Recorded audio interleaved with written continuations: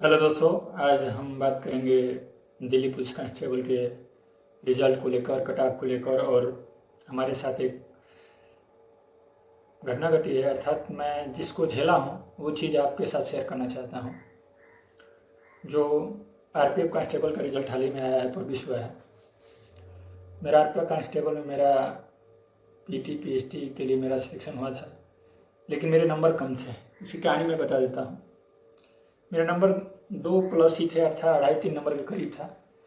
मैंने पीटी जो होता है उसको सीरियसली नहीं लिया, और पीटी सीरियसली न लेने की वजह से मेरे रनिंग और जो लंबी कूद ऊँची कूद है उसमें इंटरेस्ट नहीं रह गया था। कभी कभी जाता था, कभी नहीं जाता था ग्राउंड पे। और वहाँ पे कुछ लोगों ने बताया कि नंबर इसका नहीं बढ़ता है, लेकिन मुझे डर था कि 1-2 नंबर तो बढ़ ही जाएगा। इसी वजह से 1-2 नंबर से तो कम तो नहीं बढ़ेगा, ये सोच था मेरा, इसलिए मैं नहीं जाता था। लेकिन आखिरी के दिनों में मैंने दौड़ भी किया। आखिरी दिनों में मैंने दौड़ किया, लेकिन टाइमिंग मेरा नहीं हो पाया। 5:45 जानते हैं आप लोग कितना टफ है उसका रनिंग। 5:45 मेरी टाइमिंग नहीं आ पाई।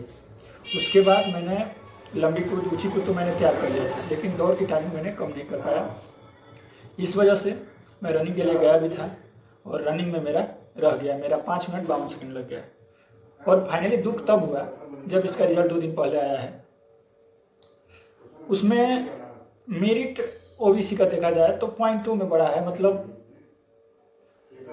परसेंटेज में 100 के रेशियो में लिया गया है, 100 को आधार मान के बनाया गया है। 75 पॉइंट समथिंग गया है, मेरा भी 75 पॉइंट समथिंग है, लेकिन उस कट ऑफ में मैं हूँ। तो इस बात का दुखी हुआ कि मैं जिस चीज़ को इग्नोर किया, रनिंग को, लंबी कूद ऊँची कूद, यदि मैंने कर दिया होता तो आज मेरी नौकरी होती। जिस नौकरी की तलाश के लिए मैं इतना मेहनत कर रहा हूँ उसमें मैं मेहनत नहीं कर पाया। एक तो भैया लोगों ने बताया था जो ग्राउंड पे आते थे, इसका मेरिट नहीं बनेगा, आप रनिंग करिए। लेकिन अंदर से जानते ही हैं कि अंदर से जब तक ये नहीं आएगी आवाज़ कि हो पाएगा या नहीं हो पाएगा, तब तक रनिंग उतने मन से नहीं हो पाएगा। उसमें भी रनिंग 5:45 मैंने समय कम कर लिया था, 6 डाउन कर लिया था, लेकिन वो क्रॉस नहीं कर पाया जो लाइन थी 5:45 वाली। तो दिल्ली पुलिस वाले साथियों से मैं यही कहूँगा कि अपनी रनिंग में जितना भी नंबर है, लग रहा है कि हो जाएगा, तो एक बार अपना जी जान लगा दो यार। जी जान लगाने का यही समय है, क्योंकि मौके हमने भी खोए हैं। कई बार मैंने मौका खोया है। SSCGD का मैंने रनिंग नहीं कर पाया। पहली बार तो मेरा रनिंग हो गया था, उसमें फाइनल मेरिट आउट हो गया 2022 वाली भर्ती में। जब दूसरी बार मेरा 24 वाले में हुआ तो मैंने रनिंग नहीं कर पाया। तो जो अपॉर्चुनिटी मिल रही है हम ही लोग खो रहे हैं, तो अब किसको देते हैं? अपने आप को दे सकते हैं दोस्त।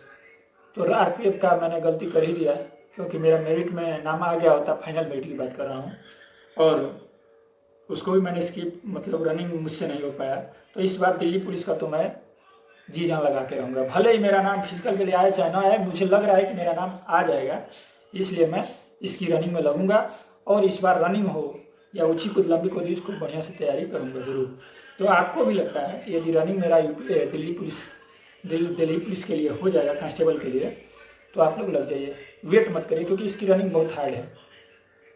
आने वाले देखा जाए तो आरपीएफ का सिमर है, उसमें थोड़ा 15 सेकंड कम मिलता है, इसमें 15 सेकंड ज़्यादा है। लेकिन ऊँची कूद लंबी कूद, जल्दी बच्चे लंबी कूद में बाहर होते हैं, ऊँची कूद तो हो जाता है, लंबी कूद में मैंने वहाँ भी देखा था, लंबी कूद में लड़के बाहर हो रहे थे।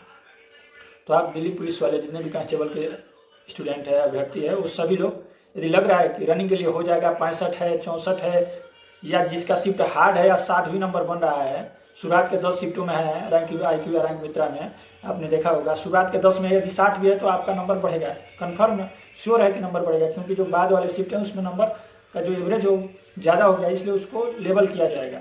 तो आप लोग अपने हिसाब से देखिए, आपका शिफ्ट हार्ड है, आपका 60-62 बन रहा है, तो आप लोग रनिंग के लिए जरूर कॉल किए जाएंगे। और रनिंग के लिए कॉल आ गया तो इसको छूटना नहीं है, क्योंकि नंबर कितना बढ़ेगा कितना कम बढ़ेगा ये किसी के पास कोई गारंटी नहीं है। तो आप लोग रनिंग में लग जाइए दिल्ली पुलिस के कांस्टेबल के। मैं कट ऑफ के लिए श्योर नहीं हूँ, लेकिन इतना जरूर कहूँगा कि आपको लग रहा है रैंक IQ रैंक मित्रा का जो डाटा है उसके हिसाब से आप लोग बैठे हैं, 30,000 रैंक उसमें आ रहा है, रैंक मित्रा रैंक IQ में, तो आप लोग रनिंग करिए। और रनिंग में आप लोग 100% दीजिए। फिजिकल अर्थात रनिंग है, उसमें हाई जंप लॉन्ग जंप है, इसमें 100% दीजिए। और ऊपर वाले का पर छोड़ दीजिए कि क्या होगा, सिलेक्शन होगा नहीं होगा, ऊपर वाले पर छोड़ दीजिए। तो रनिंग जी जान से करिए।